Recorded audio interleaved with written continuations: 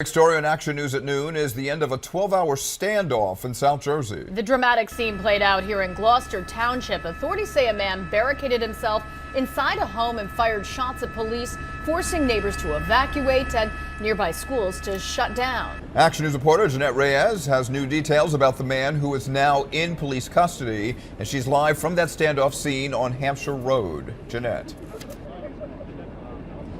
Well, Rick and Sarah, we're just a few yards away from the home where this all happened. The scene very much active because this investigation is now underway. I want to show you something just to show you how deadly this could have been. Take a look at this armored vehicle that they pulled up for us here. You can see one of the bullet holes that went through the steel. Of course, it did not injure the officers, but it's one of 22 rounds fired with a rifle from the suspect. Police tell us they did not fire a single round throughout this 12-hour standoff.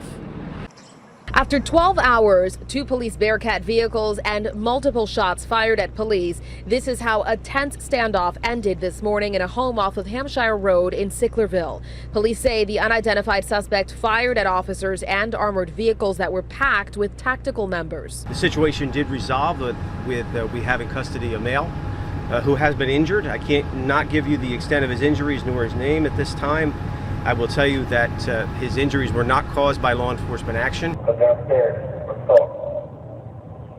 Come to the door. This is audio a neighbor recorded of an officer speaking into a bullhorn, sounding fatigued several hours into negotiations, asking the suspect to turn himself in. We've been trying to, get him to come out over the loudspeaker. Rattled residents who were sheltered in place gave us real-time updates over the phone as the situation unfolded just houses away. This is not safe to me at all. Angeline Gonzalez was locked down at home with her son. Officers were heavily armed outside. When I came out just to see what's going on, he said, just go inside. He said the guy has a semi and it could reach to where we were.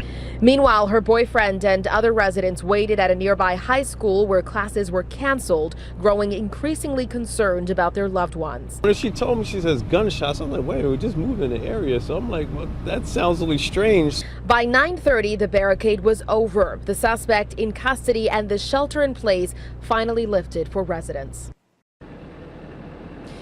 Coming back out live to us, you can see again that one of the bullet holes hitting the windshield. Police saying before they had these vehicles, they would have been hiding behind trees and cars, but this was a life-saving really device that they were able to use throughout the standout. Now, this barricade situation. Now, a couple of things that remain unanswered this morning is what prompted this barricade in the first place. Also, police say a woman was also taken out of this home. They're going to be interviewing her. They're not sure what role, if any, she played in this barricade. But again, that man is being interviewed by police, as is the woman. He was injured, but we're told he has not been sent to the hospital.